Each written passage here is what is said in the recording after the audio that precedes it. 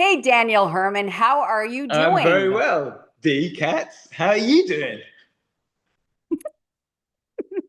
I'm good. I'm good. People enjoy when we chat, Somebody has to. um, which I really don't understand because, sometimes you just give me a hard time, but Maybe that's what they like. maybe. Um, but the truth of the matter is, in all honesty, you know that I have the utmost respect for what you do for your company. I mean, you as a person on a personal level, we'll put that aside. Um, and so I want us to talk about supplements today because welcome to Bodyholic with Dee. No fads, just facts. I'm Dee, and I'm here to help you ditch the noise and build a life you love. Let's go. Oh, but wait, I'm not a doctor, so use your common sense. Now let's dive in.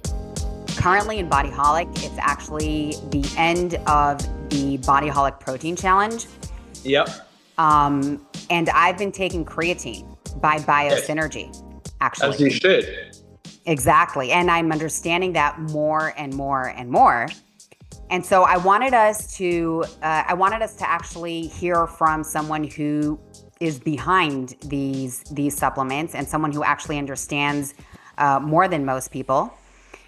And so I would want to start with maybe just a little bit of background about biosynergy itself. Sure. So thank you for the kindish introduction. BioSynergy, I started it in 1997, so nearly 30 years ago now. And the reason for that, I went from being very unfit, unhealthy, overweight kind of teenager to then going to university, getting the fitness bug. I won't go into the reasons why, but I guess growing up in the 80s probably inspired a little bit like by Van Damme, Rocky, etc., and Schwarzenegger, obviously. So I started making up my own protein shakes with raw eggs, milk, peanut butter, and just zhuzhing it up in a blender. Really? Yeah, yeah, and trying to eat lots of chicken and eggs. And my goal initially was to bench press 50 kilos, which, I'm pleased to say I did actually achieve before last week. And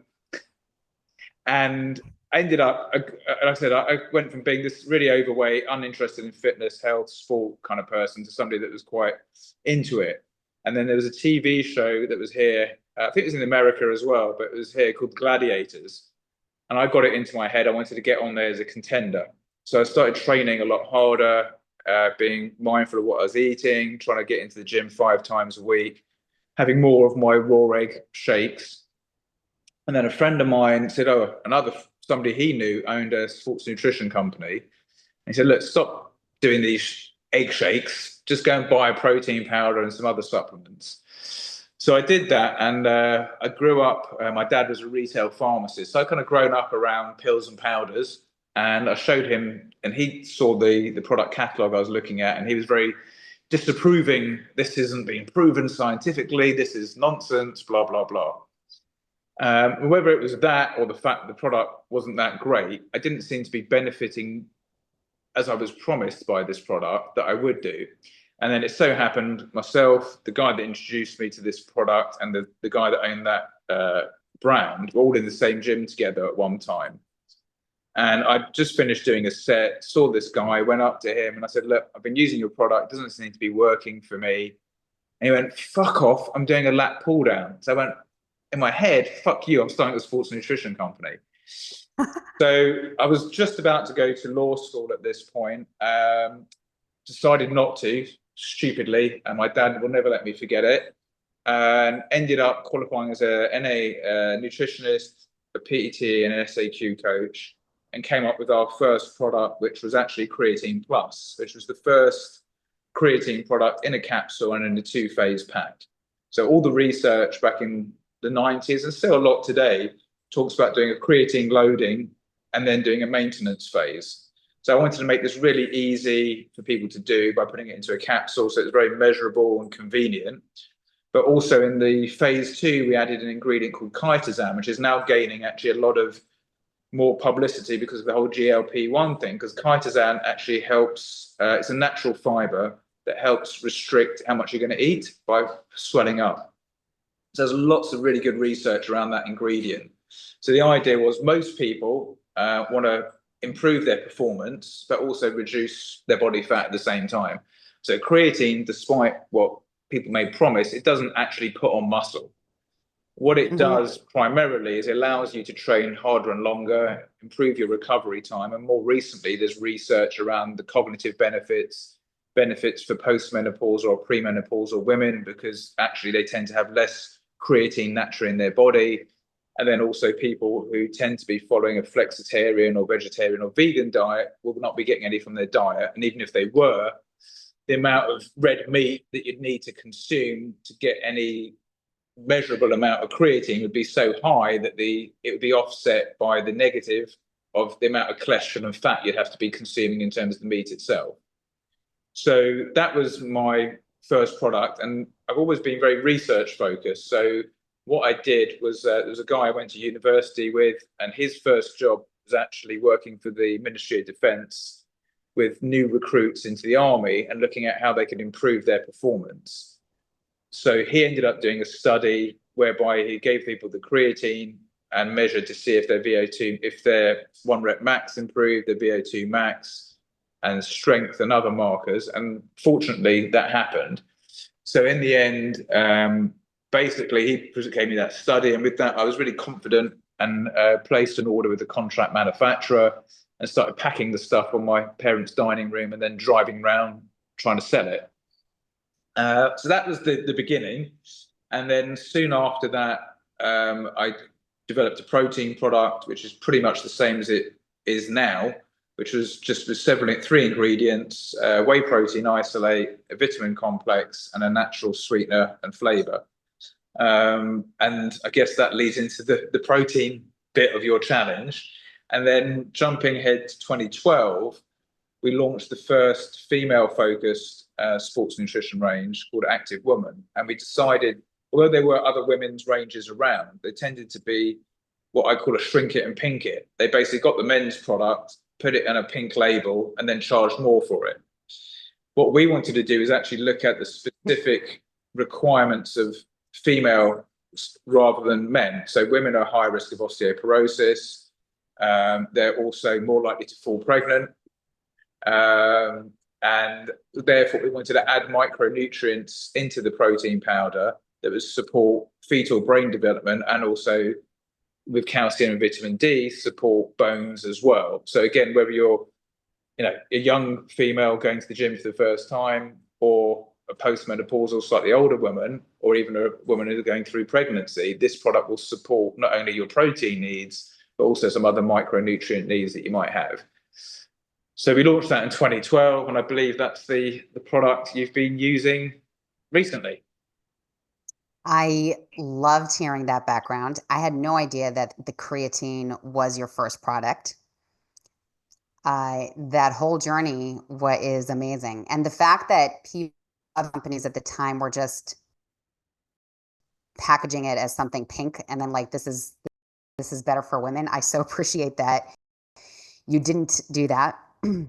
As we are more likely than men to bear children. This is true. Currently, I currently don't know what's going to happen. If you're listening to this in 2027, we might be that close. Yeah.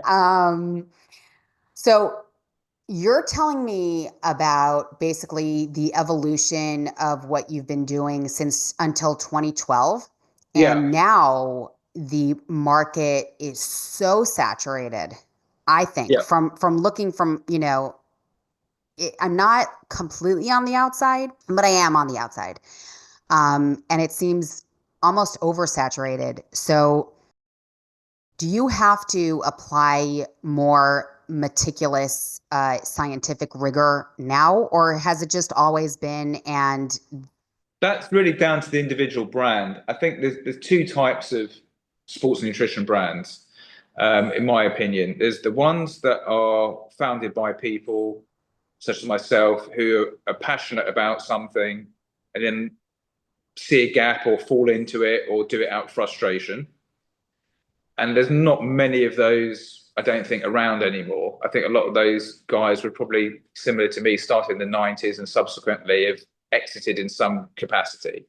And then you've got people that, thanks to those pioneers, and certainly there's some that were extremely successful, like Bill Phillips with the EAS and the guys that started Metrex, and us to a lesser extent, helped build a category. So if you think back to the 90s, I think the whole category was worth maybe $1 billion globally. I think it's now worth, depending on who you believe, 50+ billion.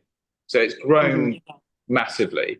And I think when a category grows, what you get is you get people who see an opportunity from a purely commercial point of view, and they develop products from a commercial point of view rather than from a being, so it becomes more of a marketing led rather than a product led approach, I think. And then often what you'll also see is stuff, there's not very much new stuff. So there's some different formats that might not have been around 20 or 30 years ago, but in principle, I think still the biggest subcategory within sports nutrition is still protein powder. And fundamentally, that hasn't really changed. There's different types. I mean, the only real difference is probably the increase in the amount of plant-based proteins, which was probably always there, but very much on the periphery and now grown. But ultimately, whey-based protein powders haven't really fundamentally changed in the last 30 years. I think where the change has happened is really in how they've been marketed, and also in the complexity of, and again, a lot of products now, they use blends and they use a lot of sweeteners and fillers and things to create a product that is more less about function and more about less functional based, should we say. The other thing that tends to happen, and where I think we're different, is that a lot of people rely on prevailing science to support the product claims rather than doing independent research on their own products. So although we haven't done that on all of our products, certainly on many of the core products over the years, whether it's the Creatine Plus originally, another product called Beta Performance, our DNA kits, and so on, we tend to do proprietary research that's independently undertaken by different universities to specifically support our product beyond the generic claim that can be made around, let's say, creatine or protein. And also we always try and deliver, and again, you know, it's a journey, you never get it right all the time, but we try and offer a best-in-class product. And if we're not doing best-in-class, then there's always an opportunity to improve. Whereas I think there tends to be certainly a protein at the moment where the protein prices have gone up 24% year on year for the last 2 years. A lot of people are now doing they're doing shrinkage of the packaging and also diluting the amount of protein in the product by using different blends and so on. We've maintained our packaging size and also maintained the quality of the protein per serving. So, for example, on the Whey Better, over 90%, on the Active Woman, over 84% protein per 100 grams. This is really, really, really important because that's actually why I take your protein. That's why I recommend your protein, because the long ingredient list and, you know, the whole idea is to support muscle health and muscle growth. And that's absolutely, like, more and more research is showing how that is the key to longevity. And so to dupe people out of that is, you know, really a disservice is an understatement. And so really look into what you are consuming in terms of supplements. If you're spending money on supplements, I mean, if that's even a thing for you, then you have to go for the highest quality. Yeah, I mean, for me, it's always about, and whether it applies to food as well, is look at the back of pack. Often the front of pack can be misleading. So, for example, I see products that say 100% whey, on the front of pack, and then you turn the pack over, and actually 100% whey has been used in this product, but the product Right. itself is not 100% whey. Right. So it's looking at the nutritionals, and again, people often do different serving sizes, so you can't do a direct comparison on serving size. What you need to look at is the per 100 grams, in the same way you would do with the food, to understand the amount of protein, fats, carbohydrates, vitamins, minerals, amino acids, etc., that are in there, in order to make an informed decision. And obviously, there is a price consideration, so you've got to work out the value proposition. I would say that if you're buying cheap, you're probably buying, one scoop of quality is worth two of cheap. And again, when it comes to your health and your well-being, I think when you're looking at a marginal, maybe cost to get the best product, when it's something that you're putting in your body, I think that's always worth the investment. Absolutely. Especially because when you're not doing well, it's so costly. So you might as well just keep up your health and so a lot of things are going into from working out to fashion to medicine. Things are really moving into personalization. Yes. And with you have the DNA kit. You have the different protein where you've really tailored it to overall women. Nope. So how do you mitigate the potential contraindications or adverse interactions? Because this is where things are going, and I see that you're already on that train. So and also, in terms of contraindication, I mean, generally speaking, if you're talking about a contraindication from a pharmacological point of view, is where something is going to have a negative effect on something else. Yeah, and also, you're selling several supplements. So I'm wondering, if the combinations, how do we go through or handle the combinations of the different supplements? Let's take a really basic example. What if I want to take one day this protein and the next day that protein, and I want to mix up different BCAAs that you sell and things like that. Just mix it up. I think it's about need state. So, for example, like protein, if you're exercising or not exercising, WHO recommends between 0.8 and 2.5 grams of protein per kilo body weight. The 0.8 is assuming you're sedentary. The 2.5 is assuming you're active. And depending on your age, so for example, young children, older adults actually need more protein as well, because for young children, it's about development. And for older adults, it's about reducing the risk of things like sarcopenia, muscle wastage, and also the fact that typically as you get older, weirdly, we tend to eat less on the whole, is a generalization. So often some of the key nutrients that you need from your food, you're not going to get because you're just not eating like you did in your 20s, 30s and 40s, but maybe even 50s in my case.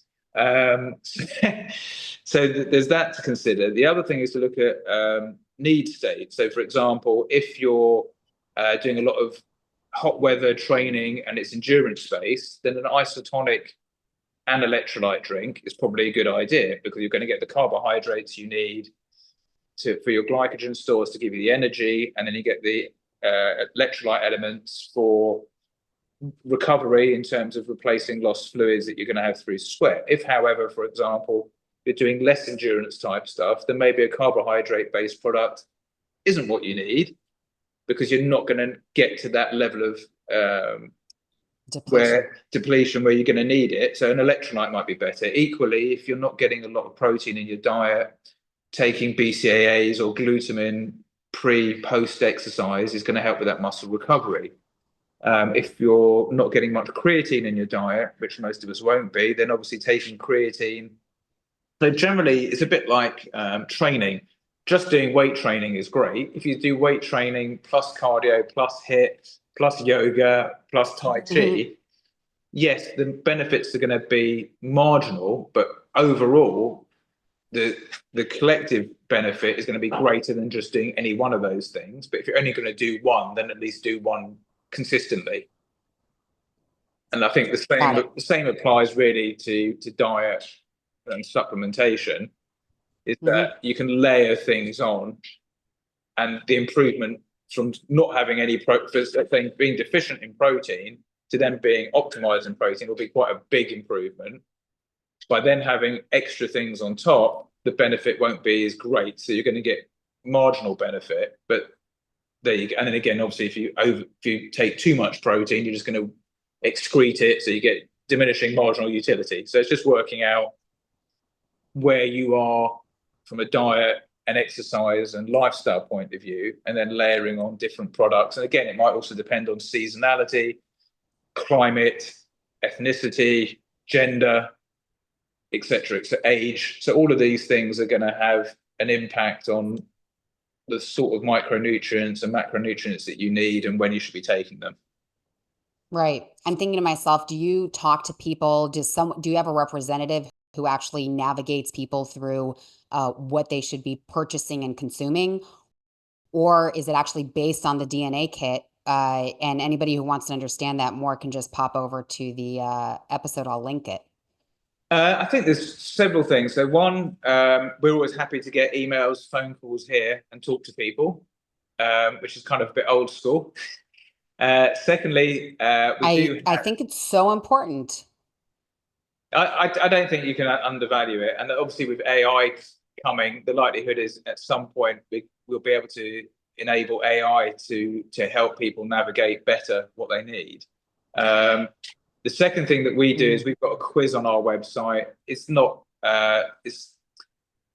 it's helpful. It's a tool. It's not a replacement for necessarily talking to somebody or getting independent advice, but certainly it can help you make a more informed decision. Obviously, with the DNA kit, that's the ultimate in personalization, in giving you that kind of roadmap for what you need for you. But then again, there's also some context around that. So, for example, you might find, let's say, that BCAAs are not beneficial for you from a genetic point of view, but then they become beneficial based on a need state. So even when you get the DNA results, arguably you need somebody to help interpret that based on what your current lifestyle and goals are. Mm-hmm. So I think Yep. talk to people, Yep. Yep. Yep. qualified, and I say that Qualified. Qualified. that's the key. I think is there's a lot of experts, particularly on social media, um, who may well indeed be experts, but sometimes they've got vested interests in doing, saying and doing things, and sometimes they may not actually have the qualification that you believe they might have. And having a six pack does not make you an expert on all things nutrition, fitness, and diet. You're touching on one of my the points that really I feel like I'm Don Quixote, just fighting the windmills on that one. Absolutely. So I just want to share a little bit about my journey the last 4 weeks. Make it Um, happen. I have been enjoying the women's Activate protein thoroughly.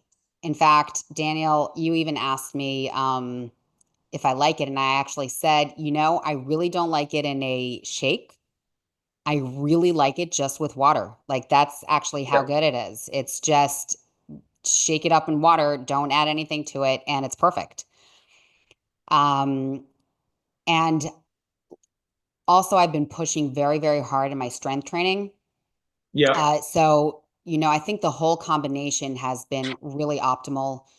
And the big, big, big change for me was that I've been taking creatine, Yep. which for me is like a really big deal. I don't think I was opposed to it. I was like, this isn't for me. And the more I read about the cognitive benefits, which is really something that I spend a lot of time worried about, getting older and Dementia. but I'm holding them. So I'm like, where's the creatine? So, I wanted to hear a little bit about what you have to say about creatine. And now that I also know that it's your first product, it's even more exciting. And I don't know. I think maybe my recovery is faster than usual, but it also could be psychosomatic. Yeah, I mean, like I said, I think creatine from the majority of people will have a benefit in terms of recycling ATP, improving anaerobic energy, allowing you to do more in less time. So for me, when I developed it, it was thinking about, on the whole, most people aren't athletes. They're recreational fitness lovers, users, sports people. So what you want to do is optimize the amount of time that you're able to devote to your given sport or exercise. And that's what creatine allows you to do. So you can rest less and do more Mm-hmm. in the same period of time. And that in itself will allow you to achieve your physical or performance goal quicker because you're going to be doing more in less time. That's the simple thing. And that, I think I read somewhere the other day, the first creatine studies date back to 1919. So it's not like, so even if you think that I've been selling it for nearly 30 years, the amount of people that have consumed creatine and the amount of research that has been undertaken on creatine is by far the biggest, most all-encompassing experiment that's ever been done on a supplement, I should imagine. I don't think there's anything being Right. used so And much. it's exploding and it's exploding now. Like Yeah, I mean, it's I at read a peak. something the other day, I think only about 30% of women are even considering it, but actually, as a percentage, women are more in need of it than men. So Right. there's a huge amount of growth Yes, yes, yes. for that reason. In terms of the cognition benefits and the other benefits, so there's research being published now about the benefits for beauty, for your hair, for cognition. And I think that's the good thing about having a product that's been around for so long. We know it's safe and it is efficacious at delivering on the performance side of things. So Mm-hmm. let's now try and explore what else this amazing product does.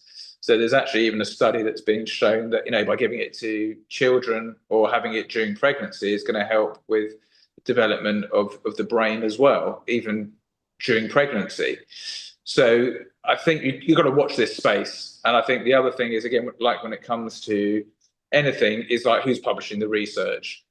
So try and use people like PubMed. There's like some more authoritative places to go and get your research rather than pop culture research. Right, right, right. So I think that's really important. You look at the works of Creeder, Morn. Those are probably the two of the biggest guys that I was talking to 30 years ago that are still conducting research now.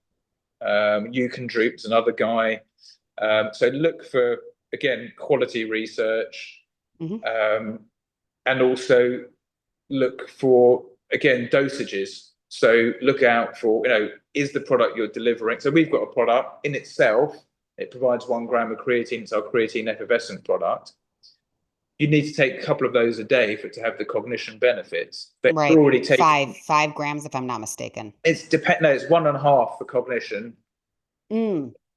Again, there's lots of different quantities for different outcomes. So if you get the 5 gram thing comes back to the performance side. So Mm-hmm. there's Mm-hmm. two bodies Okay. of research. One was do a 5-day loading of 20 grams a day to increase this creatine store in your body. So you've got between 80 to 100 grams of creatine. By taking 100 grams a day over a 5-day period, sorry, 20 grams a day over a 5-day period, which is Okay. 100 grams, you're able Right. to increase your creatine store. And then you take a smaller dosage to maintain that store, allowing the benefits to occur. The Mm. other way of doing it is what I call the drip drip method, taking 5 grams a day over a prolonged period of time, which will get you to the same goal, but it'll just take a bit longer to get there. Longer. And then if you're looking at the cognition, beauty, health benefits, it's really 1.5 grams to probably 3 or 5 grams for Mm-hmm. that benefit. So again, you can look at it holistically. So you might be having your creatine gummies, and then you might be having your creatine powder, your creatine effervescent, but for different reasons. So the effervescent product you might be taking for the electrolytes and the creatine, but because you've already taken the gummy or the powder or the capsules, your overall creatine uh, dosage is meeting both the cognition and also the performance side.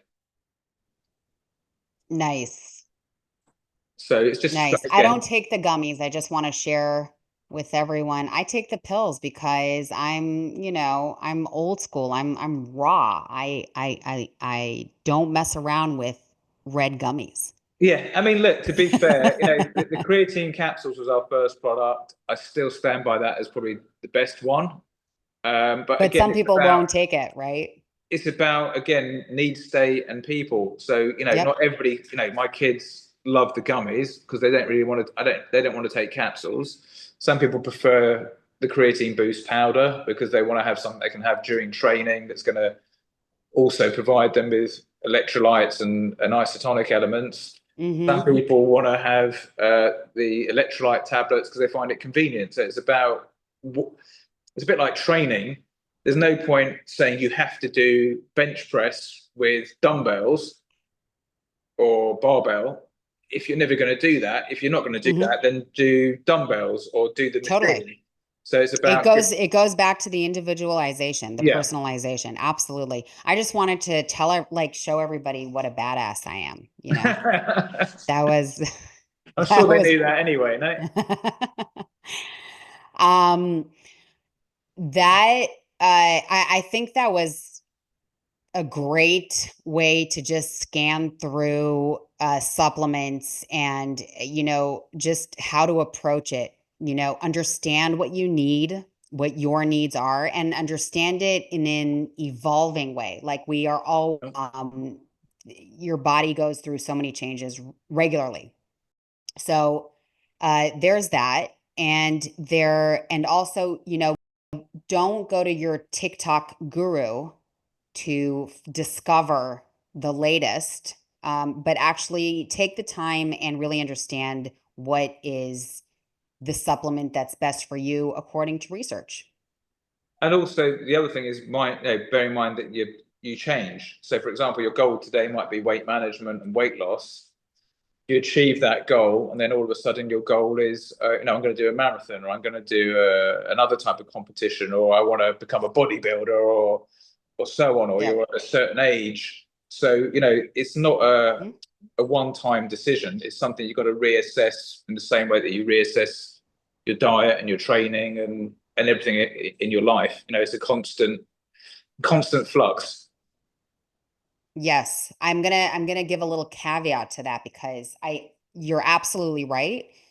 And but also going through a change every Monday and Thursday, I've had clients where it's like, all right, we've got to really focus now on just strength training. But by Thursday, that's a Monday. And then by Thursday, they're like, all right, we've got to focus on my running. And it's actually the reason for that is because of lack of patience. Mm.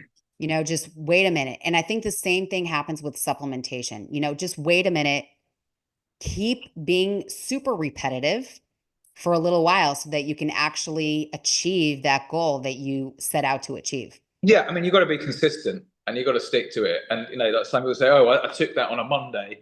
Great, you've got to take it every. Right, Even my right, right, daughter right. at the moment, she's doing exams, and I've given her some ashwagandha to help her relax at night, and also some lion's mane to help her study. And she's like, "Oh, I took it yesterday; it didn't work." I said, "How many days did you take it yesterday?" Right. And I was like, "You can't expect result. I mean, certain things like a pre-workout."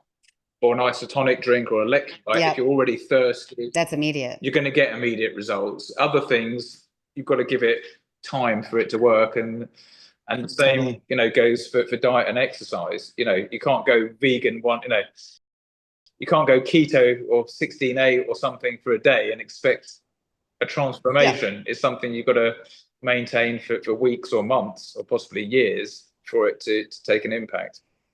I always talk about how the one thing you really can't fake is the effort you put into your workouts. Like it shows. It Mm. shows. It's not, yeah, absolutely. Well, thank you so much for talking about this and walking us through this. I feel like that was really, really valuable. I also want to say that this was not sponsored. I really actually believe that BioSynergy is just an awesome, awesome company. Thank So you. let's make sure that that comes across. And don't take Daniel's word for anything because he owns BioSynergy. No, but go and do your definitely, own. Yeah, never take my word for anything. Always check, fact check. absolutely, absolutely, and I believe that you'll be as impressed as I am. All right, thank you. Thank you, Di. Or is it D? I forget. I also forget at this point. I totally forgot. All right, that was awesome. Thank you so much. Thank you, and make it happen. And by the way, what's the throwback for this Thursday? What's the hashtag throwback? Throwback Thursday. Oh, that's it. That's it. All right, cool. Or Thoughtful Thursday. All right, Or throw your hashtag. friend under a bus Thursday and put them on a podcast. Wait a second. Hashtag hashtag thorough Thursday. Or Thankful Thursday. Okay. All right. Is it the one day that you don't have a fitness hashtag? Or Thigh Thursday. Okay, there you go. Yep. Posterior thigh Thursday. There you go. All right. Thanks so much, Daniel. We'll Have a talk great soon. weekend. You too. Okay. Hey, Bye. Thanks so much for tuning in. And if this hit home, please share it with your crew. Likes, comments, shares, show your loved ones you care. A Bodyholic production.